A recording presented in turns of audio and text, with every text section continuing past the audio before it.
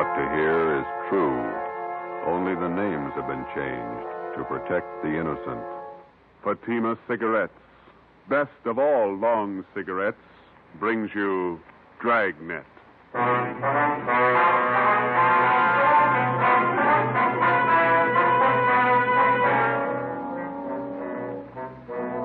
You're a detective sergeant. You're assigned to robbery detail. Vicious gunmen have committed assaults, robberies, attempted murders. Their victims, Army officers stationed in your city. Your job, get them. If you want a long cigarette, smoke the best of all long cigarettes. Smoke king-size Fatima. Fatima is the long cigarette which contains the finest Turkish and domestic tobaccos superbly blended to make Fatima extra mild. And that's why Fatima has a much different, much better flavor and aroma than any other long cigarette.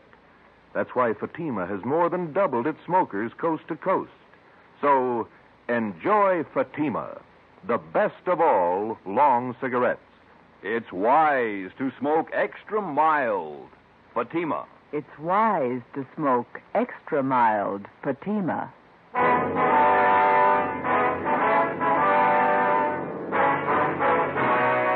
Dragnet, the documented drama of an actual crime. For the next 30 minutes, in cooperation with the Los Angeles Police Department, you will travel step by step on the side of the law through an actual case from official police files. From beginning to end, from crime to punishment, Dragnet is the story of your police force in action. It was Wednesday, February 3rd. It was cold in Los Angeles. We were working the night watch out of robbery detail. My partner's Ben Romero. The boss is Thad Brown, chief of detectives. My name's Friday. It was 1:45 a.m. when we got to Highland Park Division. Booking desk. Hi, Shepard. Oh, hi, Friday, Ben. Hi. Brings you out here. We've got one to book, Shep. You want to do the honor? Okay. Just a minute. I want to sharpen this pencil. Right. All right, Jackson. Take it easy. Yeah, Relax, huh? jerks. Okay. Now, let me get a new form in the machine. What's your name? Roy Jackson. Address? 414 Alabama Street. Age? 23. Location of arrest? 1730 West Hill, the old Ranger Tavern. Ranger Tavern. Time of arrest? 11:25 p.m. Charge? Suspicion 211 PC. PC. Come on, let's get this over with. You got lots of time. Let's check your property. All right, Jackson, everything out of your pockets. Put them on the desk.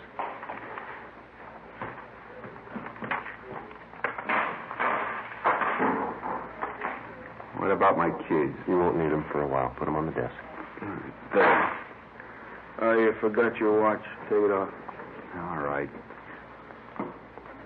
That ring, too. Yeah. That everything? I'll shake him down. Yeah, that's everything. Okay. Let me list it here. 1 brown man's wallet. Contents. I'll call them off to you, huh? Okay. 1 black pocket comb. Pocket comb. You got that? 1 keychain and ring with 2 5 keys. Good luck charm on it. 5 keys. Good luck, show me up. Let's see, there's $11.63 in cash. 11.63. 1 man's wristwatch, Waltham. 1 man's ring. You got that? Yeah. Yellow metal, the ring. Ring. And the white stone. It's a diamond ring. That's gold. 1 man's fountain pen. Fountain pen. That's it. Yeah, okay. Just put all the stuff in the envelope.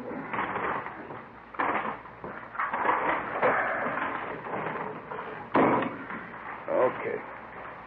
Get me a booking number, will you, Jimmy? Here's a receipt for your stuff, Jackson. Itemized. Yeah. And here's your copy, fellas. Thank you, Sheriff. Murdoch, Yes, Sergeant? got one for you.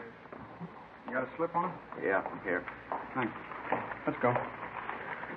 Wait a minute. You got nothing else to say, huh, Jackson? Been yapping at me for 2 hours. I told you all I'm going to tell you. 6 robberies, 6 assaults, 3 attempted murders. It's a tough rap to stand alone. What about your pals? You got my story. Okay, take them. Stubborn. Yeah. We better get the arrest on the teletype. All right. Boy, 2 a.m. It's a long day. Thad Brown coming in the door. Yeah. All right, Chief. Hi. What are you doing out here this time of the morning? On my way home, but I dropped by and called the office. Forgot something. About Jackson. Do any good? Not much. He's got a story. He's sticking to it. Where'd you pick him up? Bar on Hill Street. We booked him here. It's out of the way. Jackson finger any of the gang? No, questioned him 2 hours. You did got a smoke? No. Yeah. Here you go. Well, let's go in this office. Sit down a minute. It's a good idea. My feet are killing me. Pretty hard to figure this thing.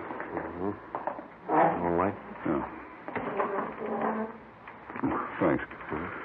Gang of cheap hoods, armed with the teeth, slugging, shooting their way around town, coming from all directions. We got it fairly well narrowed down, and 9 out of the 10 jobs they pulled, they operated either in San Pedro, the central area, or Hollenbeck. Still haven't any idea why they pick Army officers for their victims. Jackson wouldn't tell us why. The MO still the same? They haven't switched? Not a bit. The hold-up men still dress as Army enlisted men. They steal a car, offer rights to officers, slug them, rob them, then shoot them. Same thing, 10 times over. Has the Army checked their personnel out at the fort? Keeping tabs on as close as possible. I don't think it's the work of any bona fide enlisted men, though. Well, we'll haul out Jackson and talk to him again in the morning. Maybe he'll be ready to tell us something by then. I'll stay after him. If you need any more men from Metropolitan to help out on this thing, let me know. Okay, Skipper. You better make that call and get home. Late. Yeah.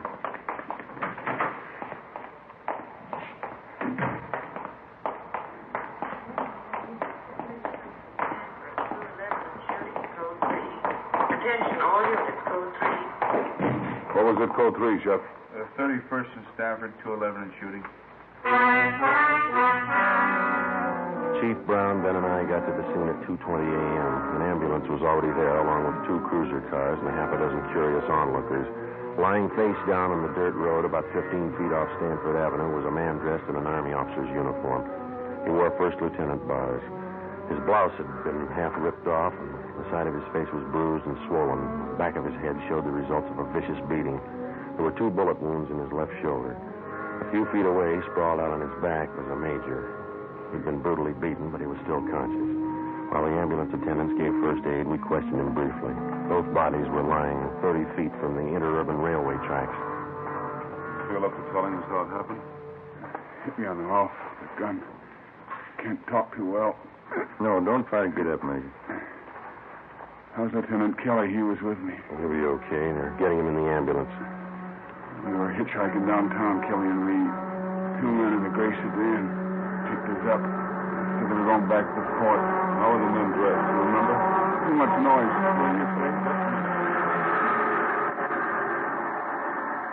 What was that? The PE train going by. Now, can you tell us about it? Enlisted men. One is a tech sergeant, another private.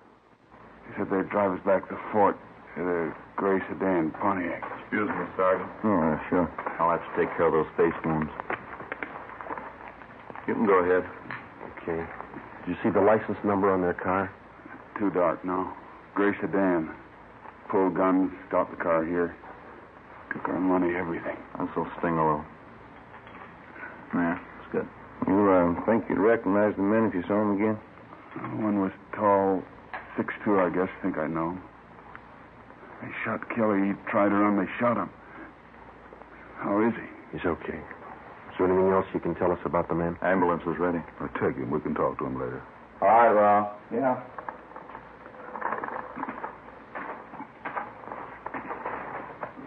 All right, easy.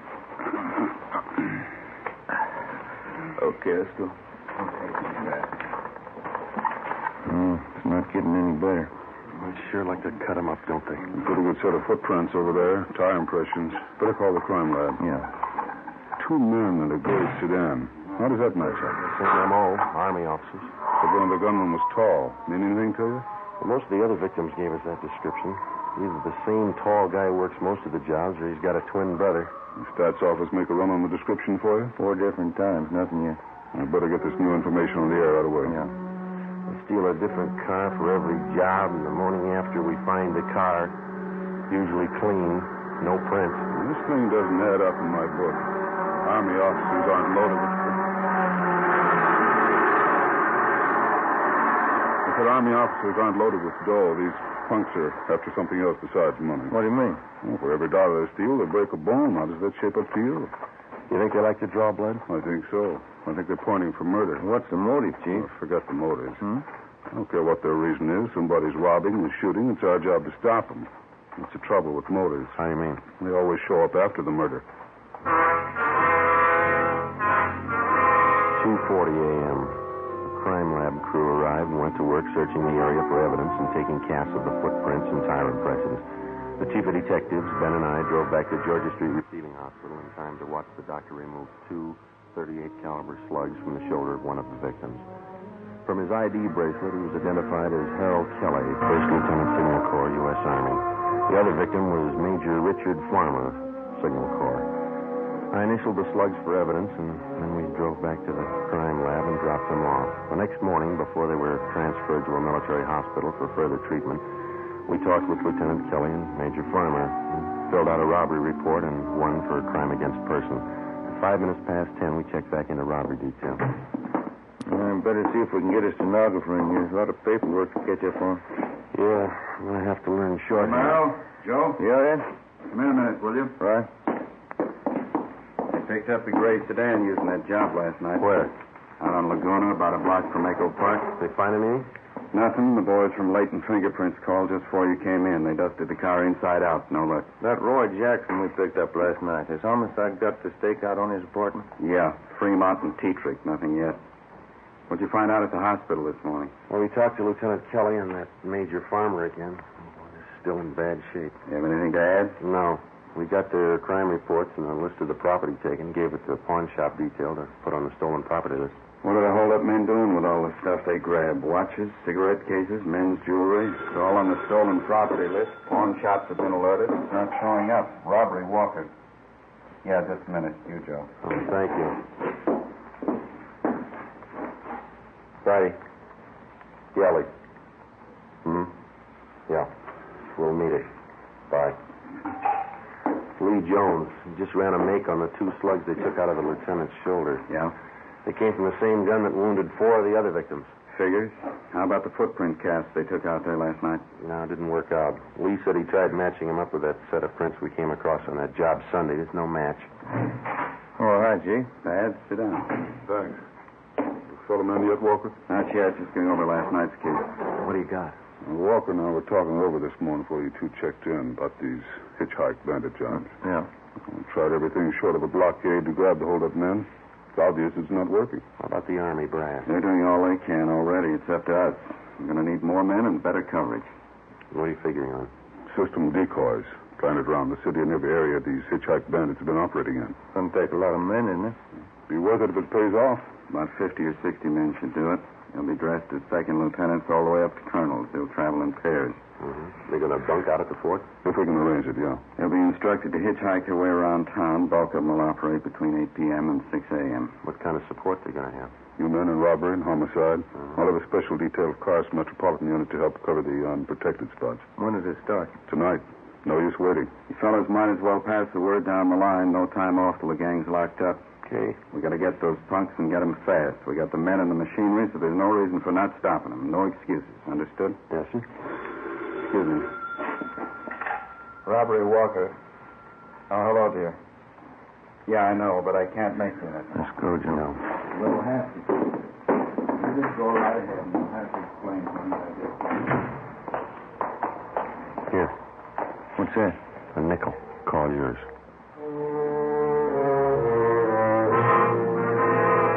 p.m. Thursday. We With the permission of the commanding general, 6th Army, a total of 55 men dressed as Army officers spread out over the city to serve as decoys for the hitchhiked bandits. They were well armed, and they traveled in pairs. For the first night, it was the plan to concentrate in the central area, Hollenbeck and San Pedro. We started cruising the central area at 8 o'clock along with the rest of the detail. The time went slow. Midnight came. Still no sign. We waited out the rest of the night and the early morning. Nothing happened. We figured on some action on the weekend. Friday, Saturday, Sunday, nothing happened. Seemed like the hold-up men somehow had sensed the decoys and were staying under cover. Monday night, February the 8th, same thing all over again. 3 a.m. came and went. No sign. I'm kind of hungry. You want a hot dog? We can eat them in the car. No, you go ahead. Maybe a bag of potato chips. You want to see if they got them? Okay. I'll be right back. Yes, sir. Want a hot dog? One. And give me a bag of those potato chips there, too. Will you please? Okay. You want everything on that hot dog? Everything but relish. What's the matter? You don't like relish? No. Okay. Joe, come on. Hustle. You can skip that hot dog, Mac. What is it? Just came in. Catch the repeat. Attention all units. Attention all units. In the vicinity of Washington, Figueroa, a shooting code 3 ambulance dispatch. Okay, hit the siren. Let's move.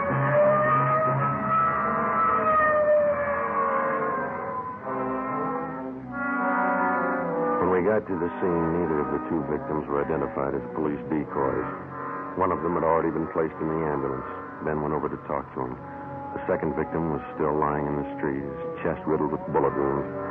Two figures bent over him, an ambulance attendant and a priest. That heavenly Jerusalem where God shall wipe away the tears from your eyes, where there shall be no more sorrow, no more sickness, no more death, where you will live forever in possession of that happiness which the eye hath not seen nor the ear hath heard, neither hath it entered into the heart of man what things God hath prepared for them that love him. Same set up, Joe. Hitchhike gang. Yeah. Other victim can't help us much. How about this man? Oh, wait a In minute. the name of the Father, and of the Son, and of the Holy Ghost. Amen. There's your answer.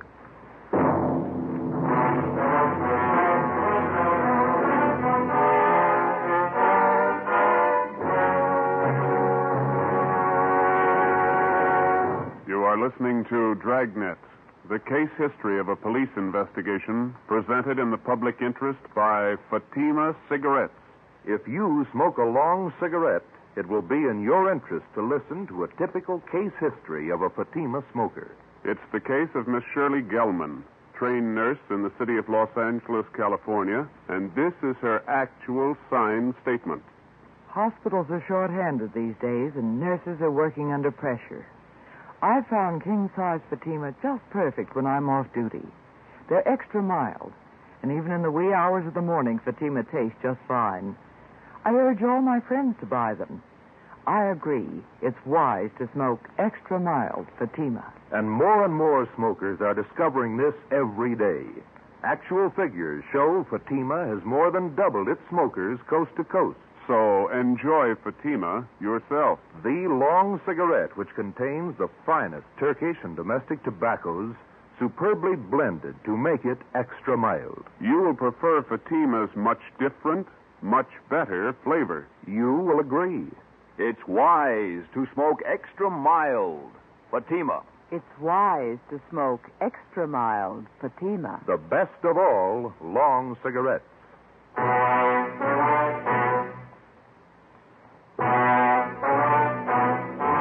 Wednesday, February 10th. At the inquest, the murder victim was identified as Marine Corps Lieutenant Robert Paul Lawrence, age 24.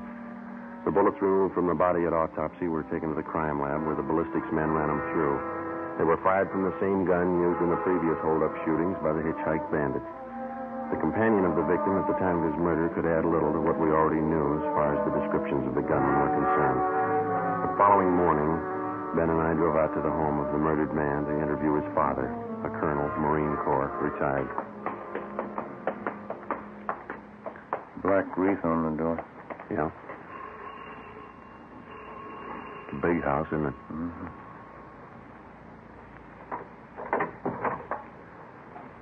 Yes, sir? Police officer says this is Sergeant Friday. I'm Sergeant Romero.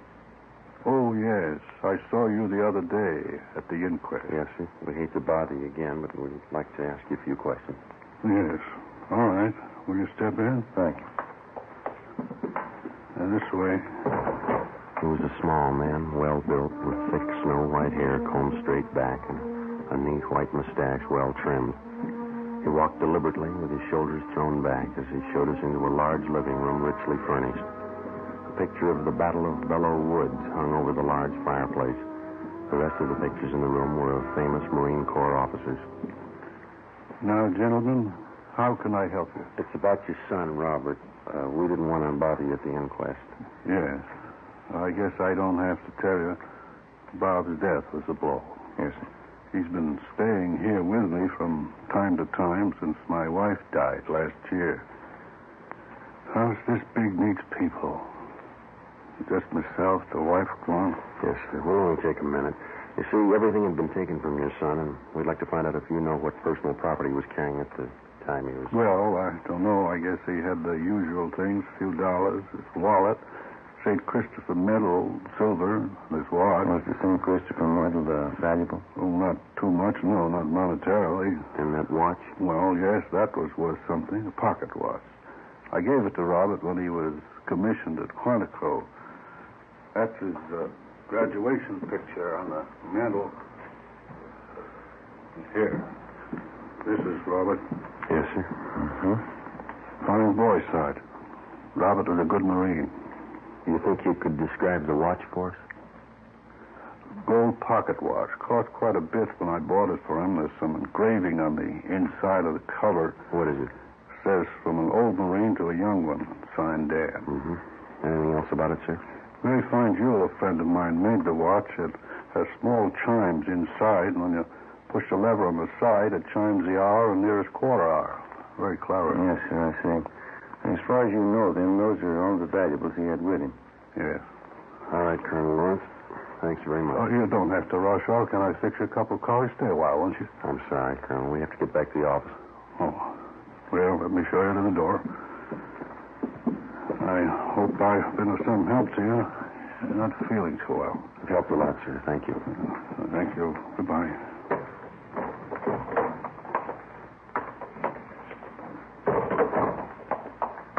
Nice home. Yeah. Beautiful furniture. Everything a man could want. Except the sun.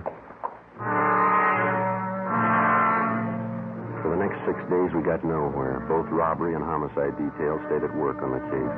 The citywide decoy plan continued along with the extra night patrol of cruiser cars from the Metropolitan Division.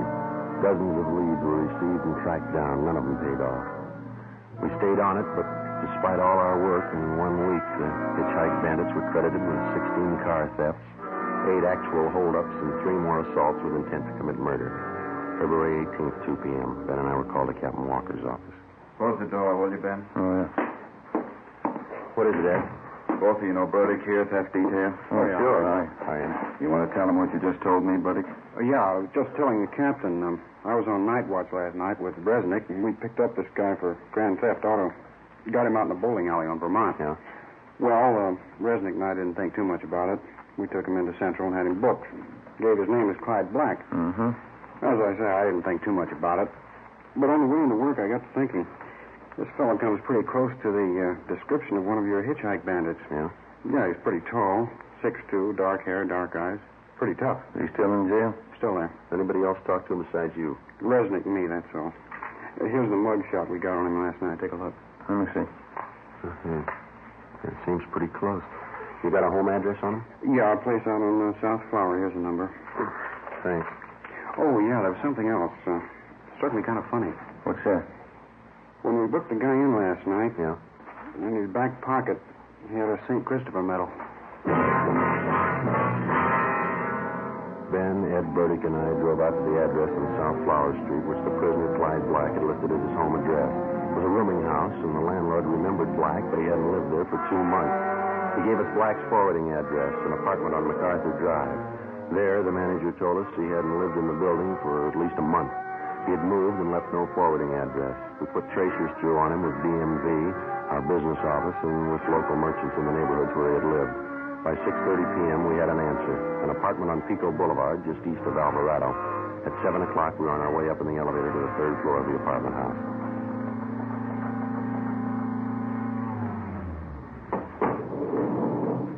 Number 307. Must be down this way. Come on. Pretty run-down place. Musty. Yeah.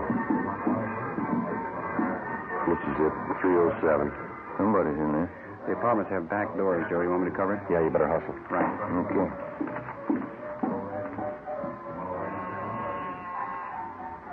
Stop talking. Yeah, what is it? Mailman, registered letter. Okay. Give me. Police officers. Move your guys. Stop. Up, Joe. Yep. Hey. They're going out the back, Ben. Watch it. Verdict's got him stopped out back. All right, you now cut it. Let me go. Let me go. That's one of them. One more, Joe, here. There were three. All right, let's go inside. Come on. Come on. Yeah. That's all of them. Watch them, will you, Bertie? Yeah. All right, let's look around, huh? Yeah.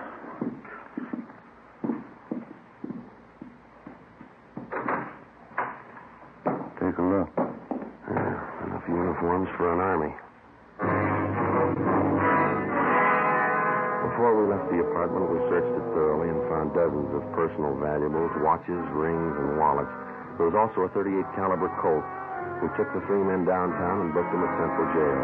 And we dropped off the gun that we found at the crime lab for a ballistics check. 8:35 p.m. We brought suspect Clyde Black to the interrogation room. Captain Walker, Ben, and I confronted him with the evidence. Here you are, Black. Take a look at these.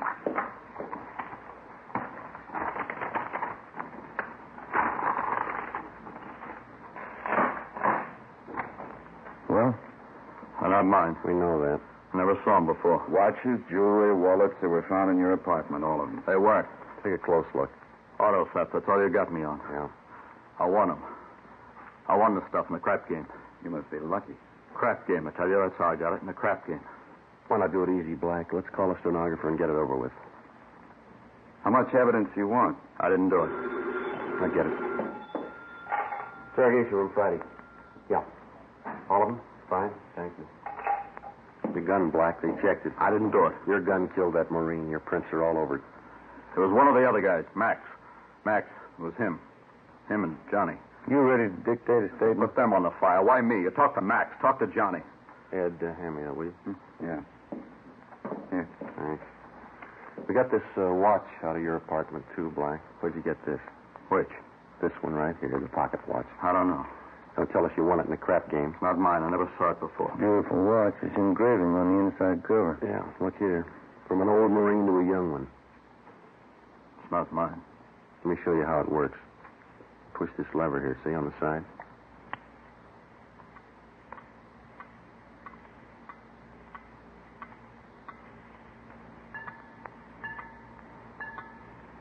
Well, how about it?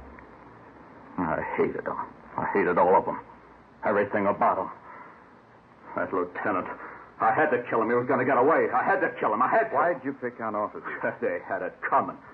Pushing guys around. I hated them. I hated every lousy bone in their bodies. I'll get the stenographer. Yeah. Then knock off and go home. You too, then. I had to kill him. I hated him. I'll tell them that. I'll tell them like I told you, just like I told you. Yeah, they'll believe you, mister.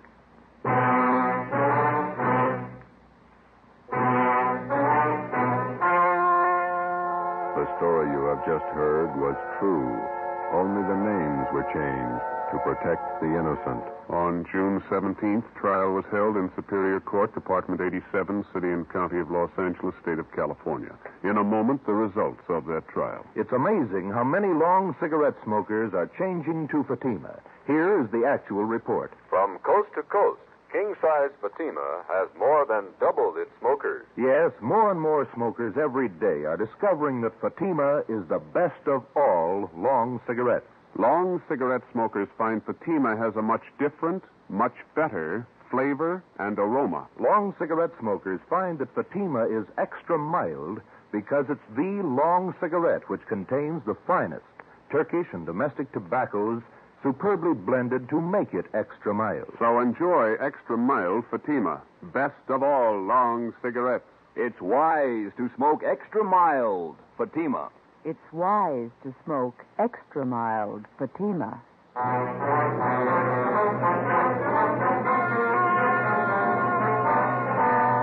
Clyde Black and the other 4 members of the Hitchhike Bandit gang were tried and convicted in Superior Court on 1 count of murder and several counts of robbery and assault with intent to commit murder. All 5 are now serving life terms in the state penitentiary. You have just heard Dragnet, a series of authentic cases from official files. Technical advice for Dragnet comes from the Office of Chief of Police W.A. Wharton, Los Angeles Police Department. Fatima Cigarettes, the best of all long cigarettes, has brought you Dragnet from Los Angeles. You're tuned for the stars on NBC.